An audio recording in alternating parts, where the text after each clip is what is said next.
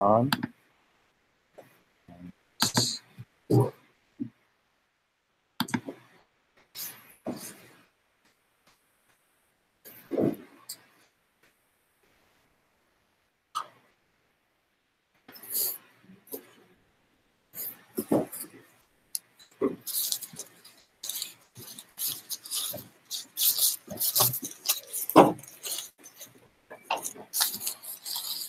Okay, so everyone's all right. I'm going to get started. My name's Gavin Morris. I'm a systems developer and part of the growing DRS team at BornDigital, which is a part of Common Media, a company located down the street in Russell Street in Hadley.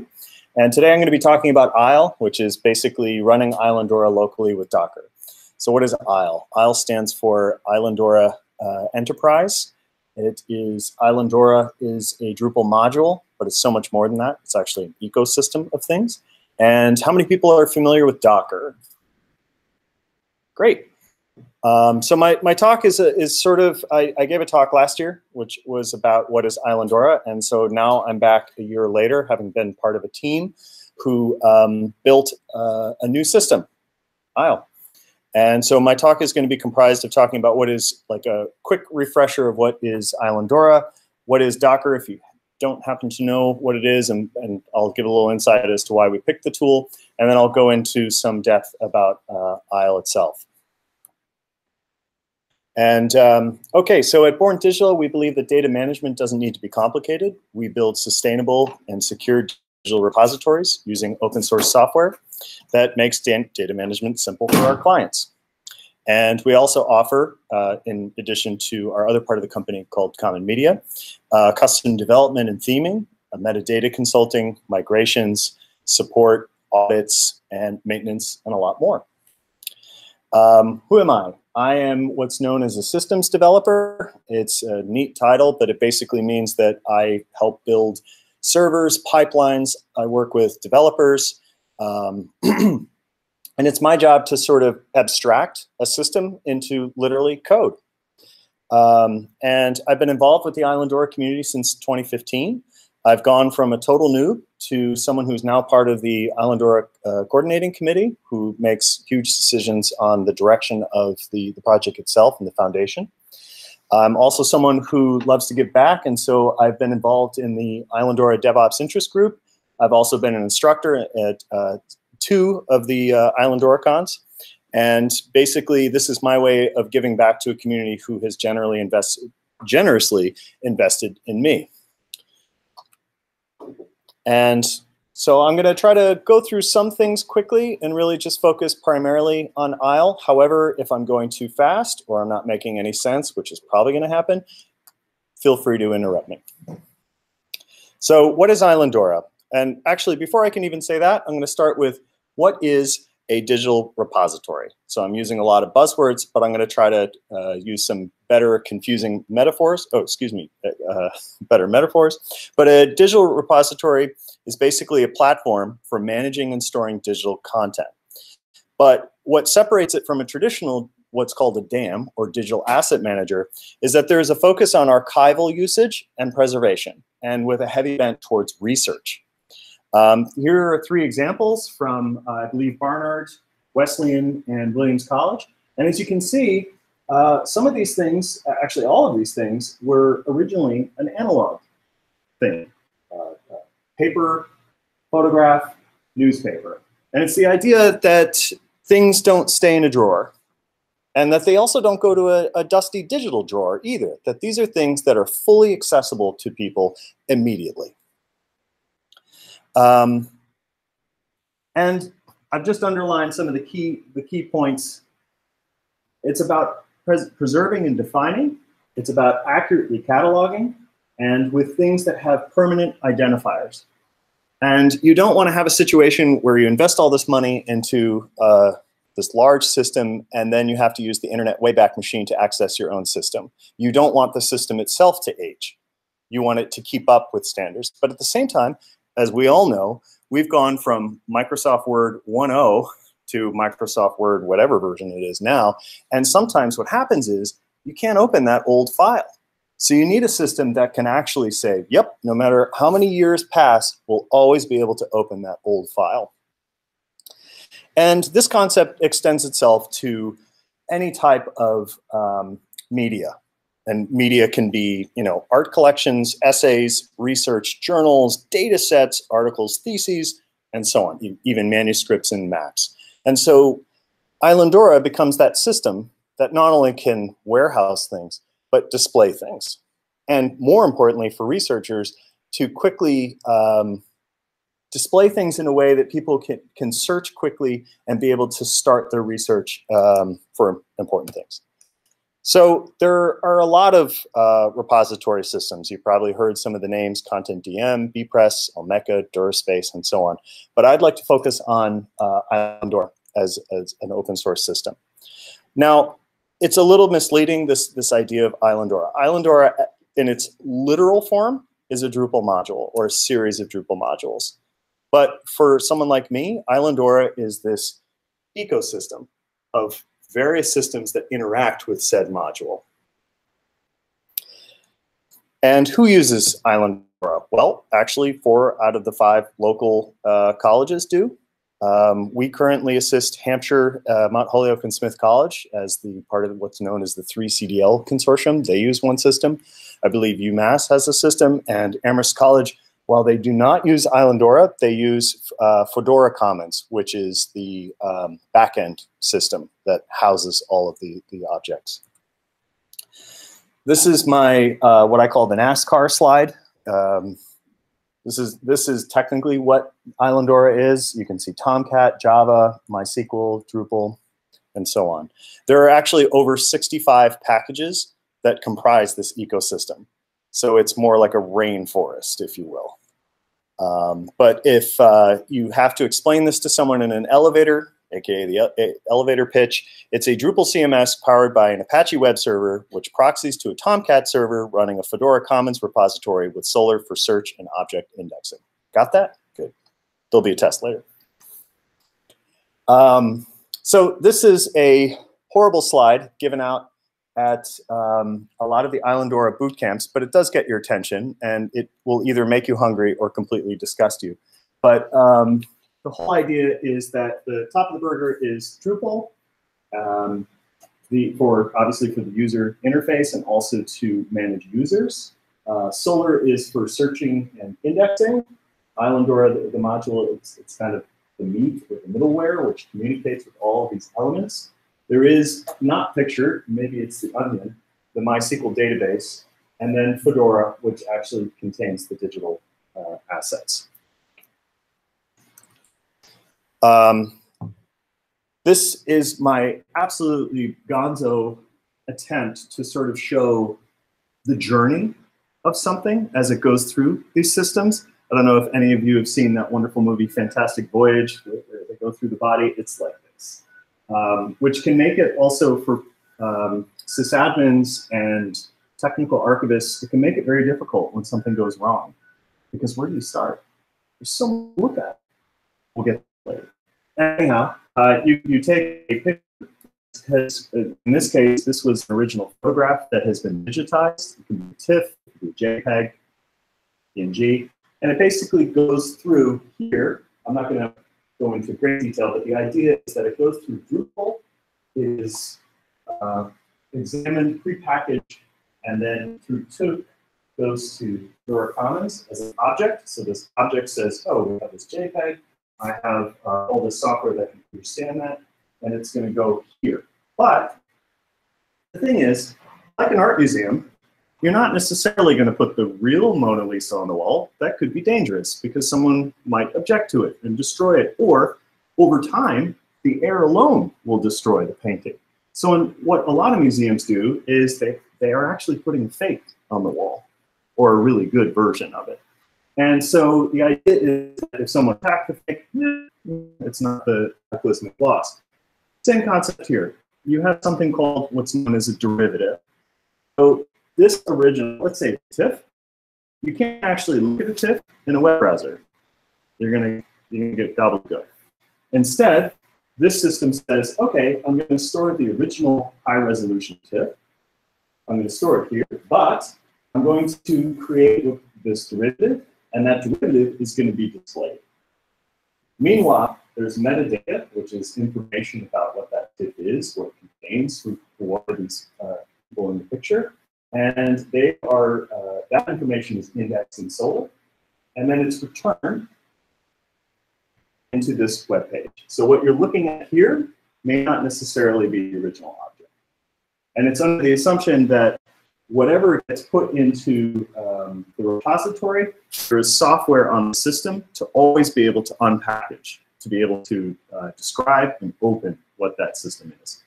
A lot of institutions also love to actually allow people to download the original, which is very handy if it's a truly open system. So what does that look like from a traditional server standpoint? Well, heavy footprint is how I would describe it. You use a lot of resource for this kind of setup. And as you can see, hopefully, you have a web and database server, and then up here you have some of that 65 plus packages, and over here you probably have another 10 to 20. And the basic meat and potatoes is that two servers talk to each other across different protocols to basically, if you are a visitor on the left here, you go through a secure page and you say, I want to look at a picture. And again, remember that fantastic journey we just had. It's doing the same thing across these servers. But one of the things that we looked at in ISLE was, do we need all this? I mean, this seems almost kind of excessive. In fact, I've even set up 3 server setups. And you know, a lot of the institutions that use this software are small liberal arts colleges who have a very limited budget, who in many cases, they're looking at maybe just 1 server.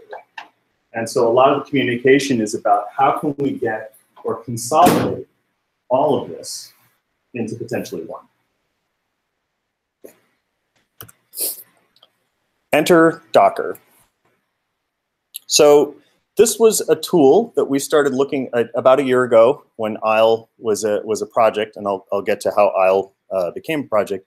This was a tool that we looked at because Docker is all about microservices, which is a great buzzword to use at cocktail parties.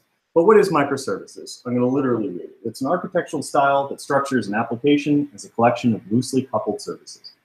Well, what that is basically taking this, a Gundo loosely coupled amount of services, and this is like what we would classically call a monolith. The monolith stuff is meaning it's just this big thing that just keeps going up. And, you know, you throw more and more resource at it to become bigger. And instead, with Docker, we start making things more modular, like Lego. We start thinking about the idea of, instead of the traditional going vertical to accommodate more traffic, more objects to give out, and so on, we start going horizontal. So we start creating things that we can sort of take in and out without necessarily disrupting that old system, which, as you can imagine, if it's going vertical and I took out a piece here, it's like Jenga, it will just completely shatter.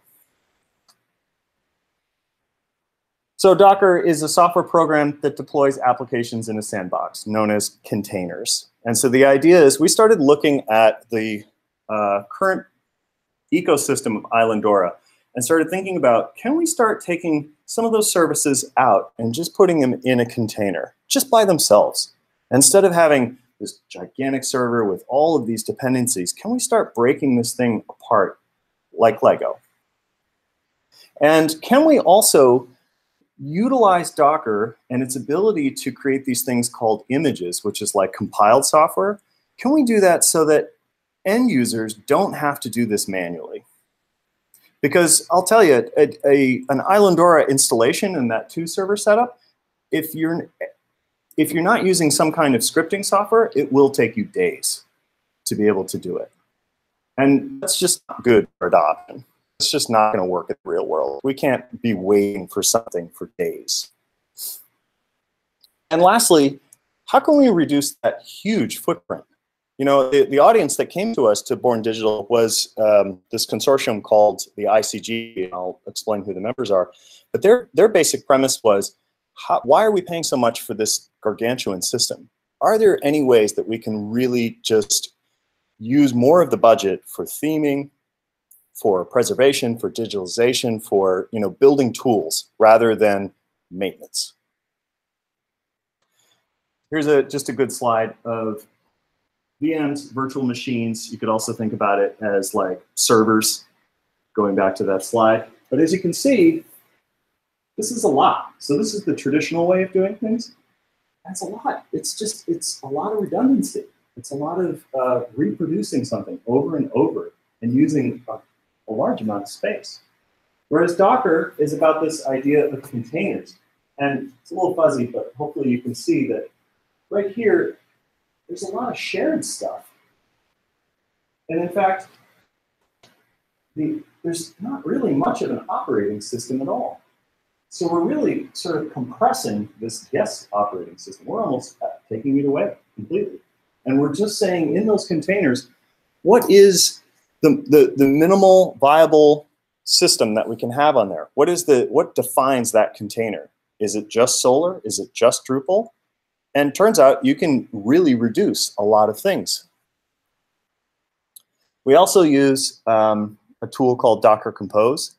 I'm not going to really get into this because this is pretty complicated. But Docker Compose is the idea that we're moving things into these containers, and the containers need to be able to talk to each other. But we don't want the containers just sort of like wandering away and just talking to this person over here or talking to this network. No, in fact, we really want to isolate them. Because we might have more than one type of environment. We might have a production environment. We might have a development environment. We might have future environments. And we don't want all of them necessarily communicating. Or maybe we do. Depends on what you need. But Docker Compose, and I'll show you some of the code, is basically the tool used to set up the networking, to silo things, and to manage the services. So, Isle. Isle was started by, the idea was discussed with BornDigital. This is the Islandora collaboration group. I'm sure you can recognize some of the local names. But it was a group of liberal arts, a cluster of liberal arts colleges that decided to come together as a consortium because they realized that there was better weight and power in numbers. That if they pooled their resources from money to information sharing to their brands, that they would have the ability to transform part of the community and be able to work with vendors such as us, BornDigital, and be able to punch above the weight, I think is the expression, that they would be able to pool their resources and say, we're going to get more for this money. Whereas left alone, they might get a very tiny piece. They are actually expanding beyond. RPI, I believe, is not a liberal arts college. And Caltech, I think, is considering joining. Don't quote me on that. But the idea is that they're not trying to be exclusive to any other type of institution using Islandora. And so they started raising funds. They started talking to other institutions who were using Islandora or were considering using Islandora for their needs. And the motto is that Isle is a powerful tool, but at its core, it's really about community building. And so ICG is hoping that by using and creating Isle, that the community, the Islandora community, will be able to significantly lower its costs for creating and maintaining Islandora repositories. It was conceived in August of 2016. In the past 20 months, it's grown into a collaborative project that's been funded by these 17 institutions. And ultimately, the hope is that the Islandora Foundation will accept this tool, that basically it will pass the standards required, that the foundation will then adopt and maintain this tool. We're very close to a final release. I would say in the next couple of weeks or so, we'll have final everything to share. And who's the project team? Well, we have a steering committee. steering committee from these institutions who basically oversee what are the deliverables of this project, and then BornDigital, which is the team that I'm a part of. And it's comprised of 3 main areas. We have where the code, these are all open to you. You can actually go here, pull things down, and start playing with Isle immediately. Images, these are the Docker Hub images. I believe somewhere my presentation will be put online, so you can go back and use all of these links. We have a separate documentation repo, which is undergoing a little bit of remodeling, so to speak, so apologies if you get some bad information. We're trying to restructure it because what we found was that we needed to shape and create more of a narrative for people, because the audience that I was originally writing to was a highly technical one, and it's grown, which is fantastic. We have more folks who are saying, you know, I actually feel confident because you've reduced the time to install things. I'm going to give this a try. So we're having to reshape a lot of the documentation to include and be more inclusive of a wider audience, which is the main goal of Isle. What we really want is that folks are not hung up by the obstacle of setting up these kinds of systems, that they get straight into doing what they do best, which is, you know, metadata, archival work, research, and so on. There are, I think at last count, there are 20 or more ways that you can actually install Isle. But for the moment, what we really recommend is that you use a Ubuntu 16.04 or CentOS 7 production host server. I'll explain what that means in a moment. These are the images. So there are 5 types. So this is what comprises the new Isle ecosystem. You have a proxy, you have Apache, you have Fedora, MySQL, and Solr. Again, going back to that wonderful hamburger. This is basically your search index. MySQL is the database that is for the Drupal site, which is hosted here in the Apache container. And then Fedora is the backend, which actually houses ingested objects. So the main idea, one of the main advantages of Isle is, instead of the current status quo, which is one has to sort of know to create a checklist of the 65 plus packages and install them in the right place, of which I can tell you, unfortunately, not all of it that is adequately documented. Instead, we're trying to do one central repository. So if you're an institution considering using Isle, you would, instead of going to the grocery store and, you know, walking through the threshold and feeling that paralysis of, do I start in this aisle, is it that aisle, and hey, what are P's? Instead, you have a central repository, Docker Hub, where those 5 images reside. And the workflow is this, that up top here is an Isle maintainer, a developer, who will compile everything. So their job is to build this software, to put it through testing, to also make sure that it has the newest versions of things. And they build these images, they push them to the central, another repository, Docker Hub. But if you're an Isle user, all you have to do is download these images. You can turn off your current running image containers. You can delete them, and you spin up new ones. Voila, you've stuck the landing, you're now successfully upgraded. And instead of having the traditional, yeah, that's going to be a half hour, an hour, maybe a day, maybe X amount of time, you're now talking minutes for an upgrade. So there, in terms of the Isle project user journey, there's 3 types. You can use what's baked in, which is a test site. That's for a lot of folks who have never used Islandora before. Or if you just want like a nice little thing that you can do development on or do test ingest and sort of see, does this work for me? There's the new site, which would be something you'd probably use in production. I say yourdomain.com, but it also could be yourinstitution.edu and so on. This would generally be something where you might not have any data yet, but you want to start. And then the last one is migration. So you have an existing Islandora site that is not using Isle, and you want to be able to migrate that system to Isle to take advantage of the new changes. Here's an example, again, of the ease of use using the test site. Literally, you would, on your laptop, you would just run these commands. You'd ensure that you have Git, of course, installed, but you can just run this command. You'll pull down the project code. You'll go into the directory. You'll run this command, docker compose up-d. In the background, it will actually download the Docker images for you. So if you haven't done that, if you missed that step, it'll automatically take care of that for you. When you do this, not only will it do the images, but then it actually spins up the associated containers.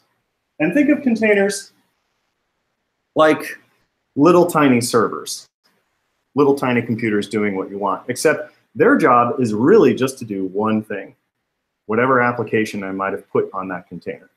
You're really not supposed to put like millions of applications on one container. Containers are like a 1-to-1 ratio if you're doing it right. Now, of course, this is still alpha software, and we do have one container in particular, the Fedora container, that is, sorry, it's running more than one service, but that's because in the second phase, we're going to fix that. This command here basically allows access to the web server container. You run this script. It will install a blank Drupal site for you with all the Islandora modules. And in less than 30 minutes, you have a test system. Now, I can tell you that the evolution, when I started in 2015, the evolution was days, maybe sometimes weeks, to install Islandora by hand. Then we started using a scripting tool called Ansible, and that got reduced down to days. And now we are in less than hours using Isle, which to me is like just fantastic. But like if you're doing it right, you should have this downward vector, and it should be a complete reduction of the part that I think really kills adoption. A lot of would-be Islandora users are hit with the fact that, oh my God, 65 packages and poor documentation as to how to install, and that's how projects will die. So for me, as a personal challenge, one of the things I really wanted to do is really, let's see, 1, 2, 3, 4, 5, 6. 6 steps, less than 30 minutes, and I have a site for you. I think that's good. I'd like to get it down to even maybe 10 minutes, but we'll see.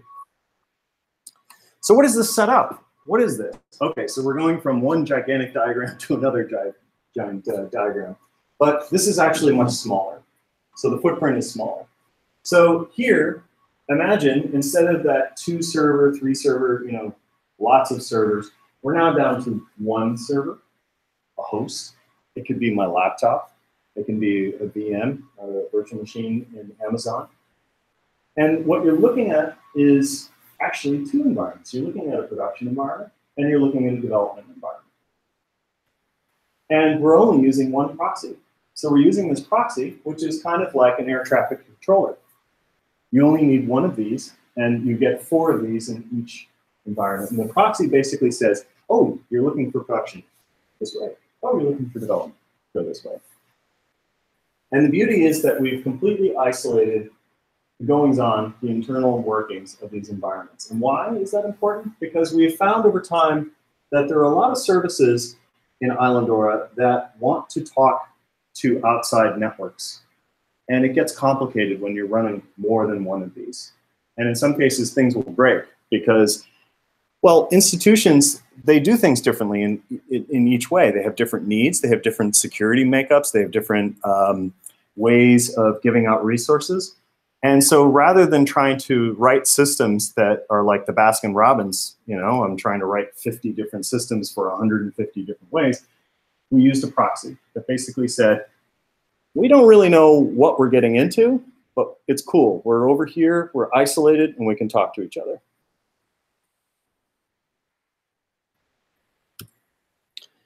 So let's see if I can do this. I'm going to see if I can just show you what has this guy been talking about for the last 20 minutes. And hopefully,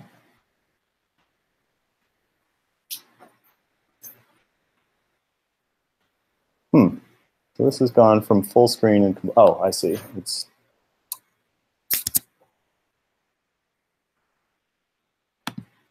there we go. Great. So I have the test site running on my desktop. Yes, yes. So it's an unthemed Drupal site. So this is literally if you download from those code repositories that I showed you. You can get this running in less than half an hour. And this is a test repository. And it has a few objects in it. Obviously, very important for scientific research, clearly. So this is a TIFF. And it's using this viewer called OpenSeaDragon. And you're looking at what I call a derivative. So this is a JP2 file, because you'd never be able to see a TIFF. And I'll give a quick...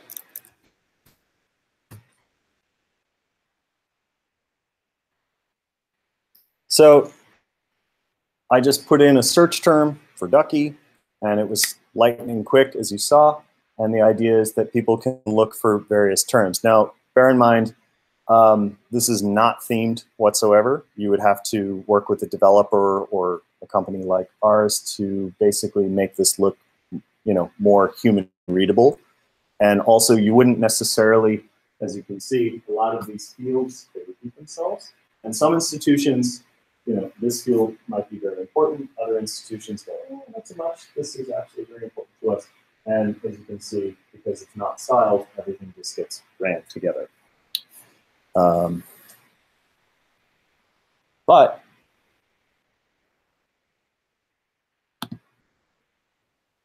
I'm going to go the wrong way. It's hard. So in this repository, we have a couple of, so these are all other collections that you can, you can do books, audio, compound. The compound is basically a mix of different object types. Like you might have Emily Dickinson's letters. And so, but at the same time, you're trying to construct a narrative, and you might want some pictures from her house.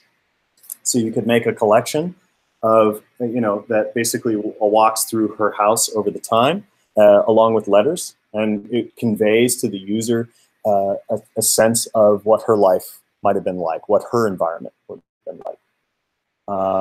And there are all sorts of other things that you can put into. Newspapers is another, PDFs, and, well, my test collection, which doesn't really do it justice, but tries to give you an understanding. You can take a look at a PDF. And this is a newspaper, a college newspaper called the Argos. And this was a huge digitized, I think, a TIFF file converted into a PDF. But the fantastic thing is that now you can download it. People can get it. I don't need to go down to Middletown, Connecticut and walk into, one of their administrative buildings and beg and plead for a particular thing, and then it would take hours for me to, no. I can do it from my couch with Netflix on, because, I do my research with Netflix on. And yeah, it's very easy. It turns the research back into, something of easy consumption. And behind the scenes, let's see if I can get my timeline up. Or not. Or we're halfway.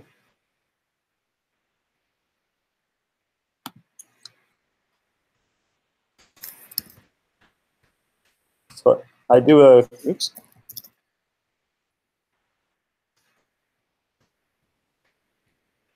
So this basically says, well, what is running on my laptop?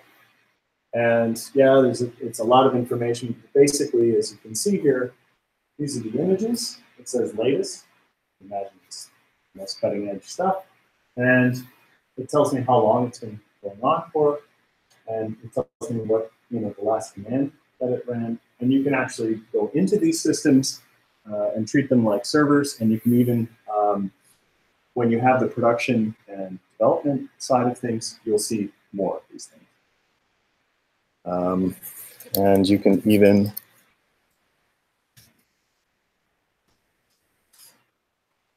and as you can see, shout out to Jeff Lando. These are the images that I would have downloaded from the Fedora repository. You'll note that, again, Alpha Software, we're doing something that we shouldn't. These are large sizes for Docker images. They should be more like that. In the next phase of ISLE, we're going to hopefully tackle this head on, and we're going to use different software. There is an operating system called Alpine, which is the official image operating system for Docker, and it's like teeny tiny.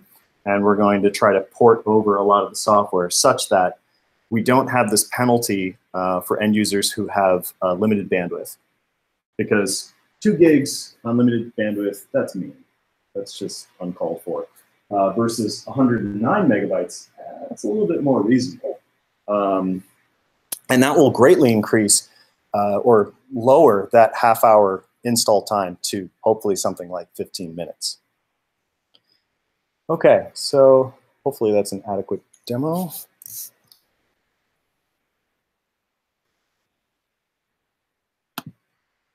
Try to bring this back up.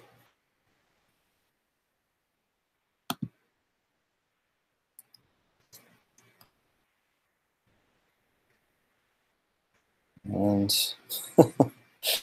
yeah, irony, where giving a presentation is more complicated than the software you're talking about. Let's see.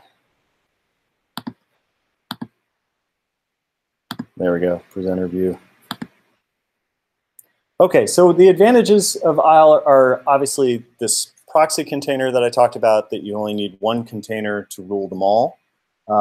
It also sort of anticipates that an end user's or an institution's DNS could be very complicated, that you might have complicated security. And so we really want something that you can just slot in without having to do a dramatic amount of configuration with.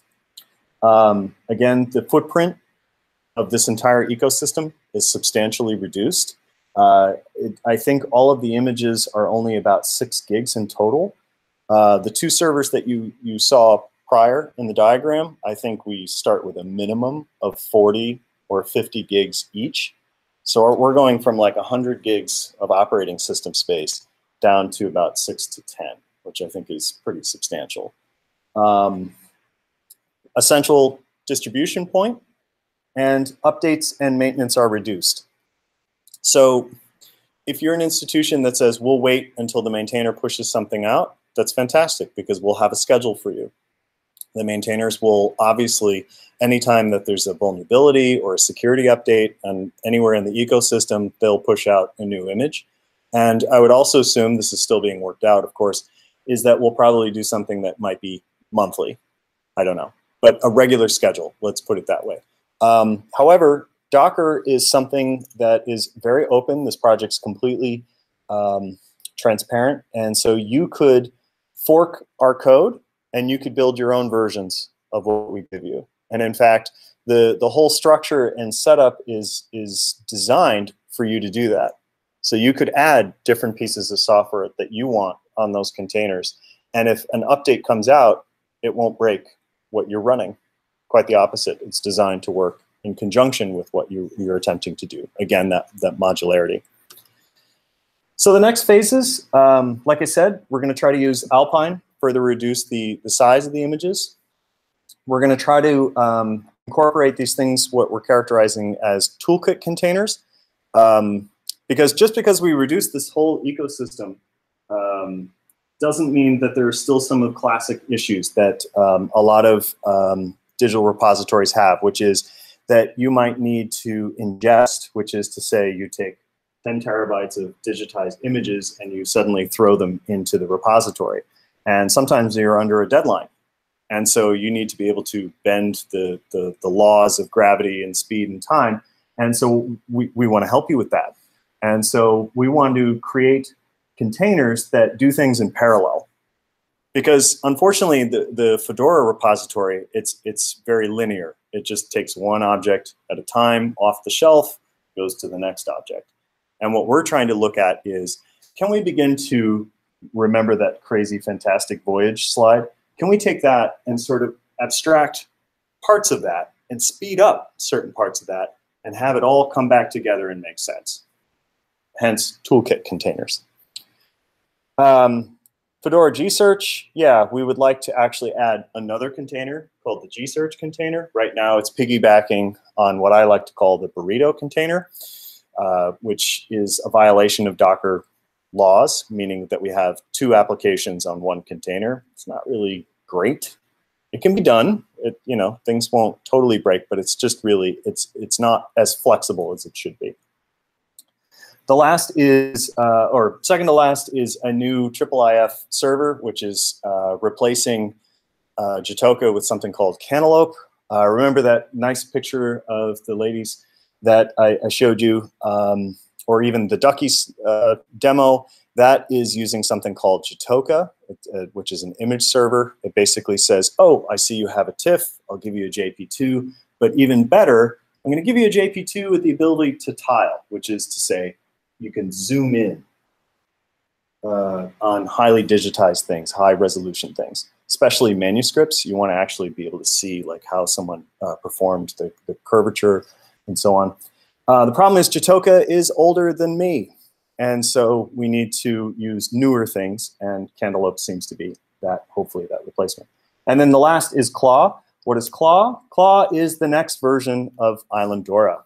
And wow, like, if there was ever something that was destined for microservices in Docker, it would be Claw. At last count, well, I lost track at last count of how many services Claw now uses.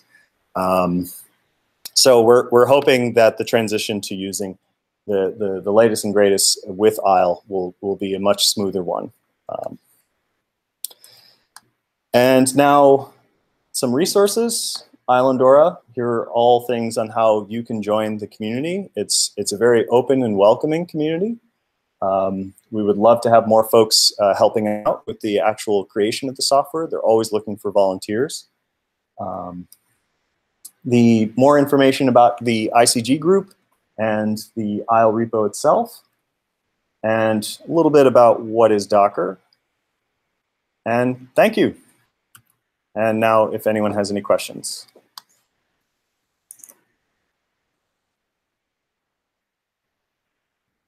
Or you're just stunned and you need sugar and caffeine and what the heck was this guy talking about? Well, thank you for, oh, hey, go ahead. Yes. Well, so here's just the developer talking. Before the project managers and the budget folks and the suits come into the room. Yes, absolutely. So his question was version 3 of Docker Compose. Docker Compose has 3 versions. Currently, we're using version 2. And the reason why there's a difference in versioning is that they make the tool more versatile. They add things to it. They create upgrades. So the power of Docker Compose is growing and growing. And we stayed with 2 to be stable.